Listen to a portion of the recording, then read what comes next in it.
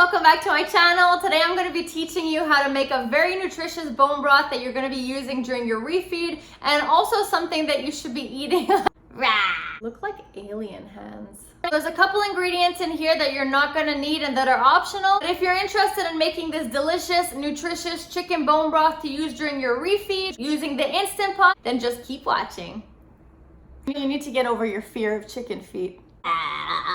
Bone broth is something that you should actually get in the habit of drinking on a regular basis because it's so healthy for you. It's good for your skin. It has a lot of collagen in it. It's good for your microbiome, so your gut health. It's very good for your cellulite, and it has a lot of benefits, so I highly recommend getting in the habit of drinking this. In the Chinese culture, they always drink some sort of bone broth or soup every single day. North America, we're just kind of a little bit late on this trend. Bone broth is getting very, very trendy. They call it better than Botox, so this is the better than Botox bone broth Chinese version.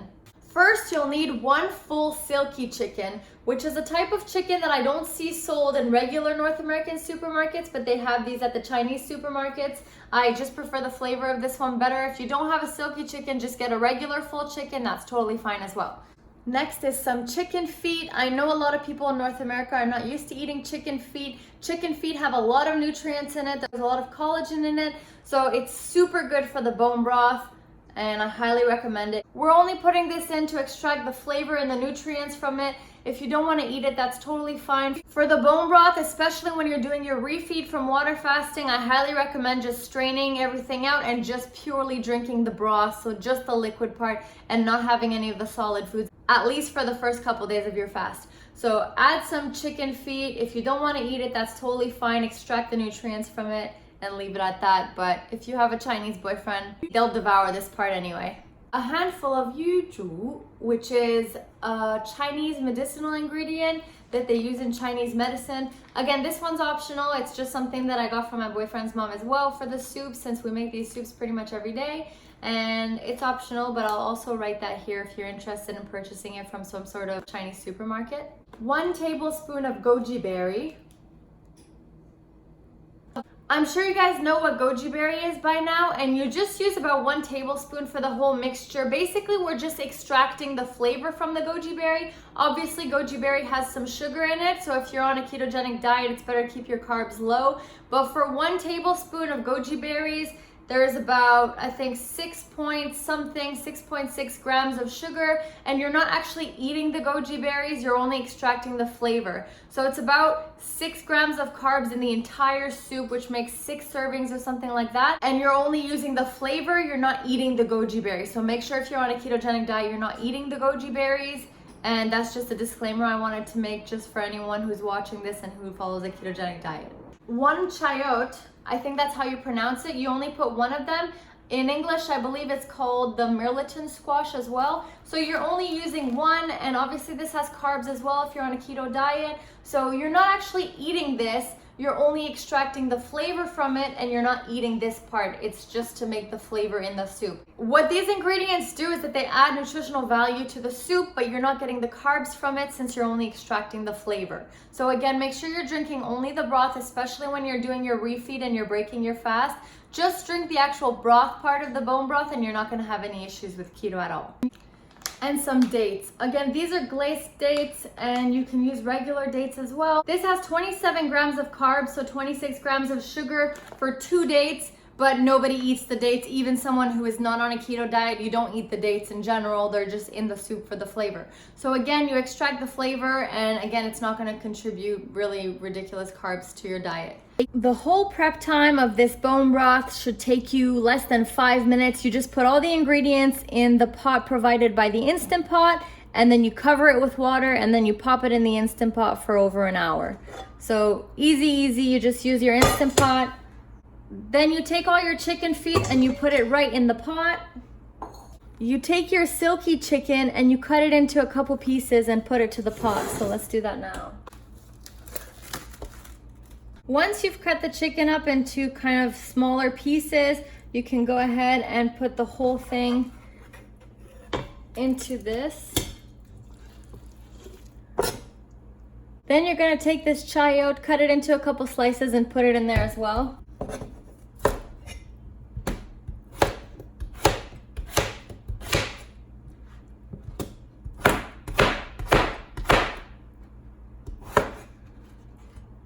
Again, we're not eating this anyway, so you just put that in there as well.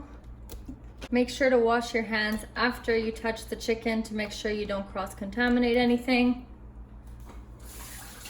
Then you're gonna take a small handful of the yuzu and add it into the mixture. So you're putting that in there as well. Same thing with the goji berries. So you take about a tablespoon and also add it into your pot. And then you add 2 dates. So usually for these soups, you at least add 1 or 2 dates. If it's bigger, you can add 2. So you take your 2 dates and you add it to the pot as well. The last step is that you're just going to add some water to the pot. You can see there's a little max line here, so I just filled it up to the max line with water to cover everything in water. And then you just pop it in the Instant Pot, cook it for an hour, and then you're ready to go and the bone broth is finished. If you don't have several of these ingredients, it's totally fine to just put some chicken feet. You could put some carrots in there, put some dates, some goji berries.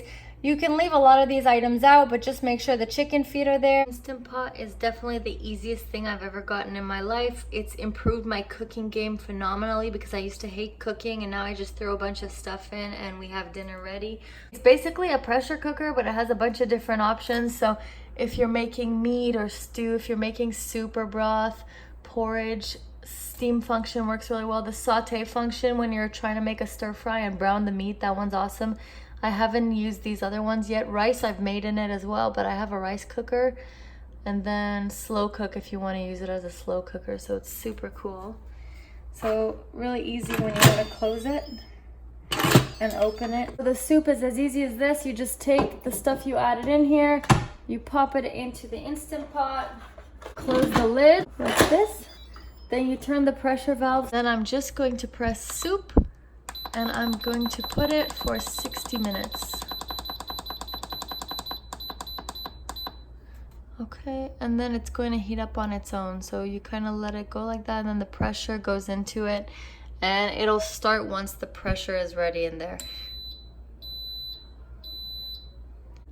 Once the soup is ready, it actually keeps it heated for as long as you want. So right now it's been 20 minutes since it's been ready. I was out of the house, I just came back. So you just press the pressure valve to release the air.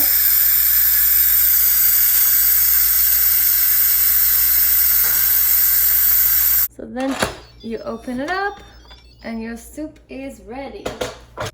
As you can see, it's nice and cooked. All the chicken is cooked through, the chicken feet are cooked through. Then you could take your salt. I still use Himalayan salt for all my cooking, and you can add some into the soup and then taste it and see how it tastes. Recommend you take your bowl, you get some type of strainer, and then when you're actually putting the broth into the bowl, you're just straining it to make sure that the first couple days that you're breaking your fast, you're only drinking the bone broth. I'm making a mess.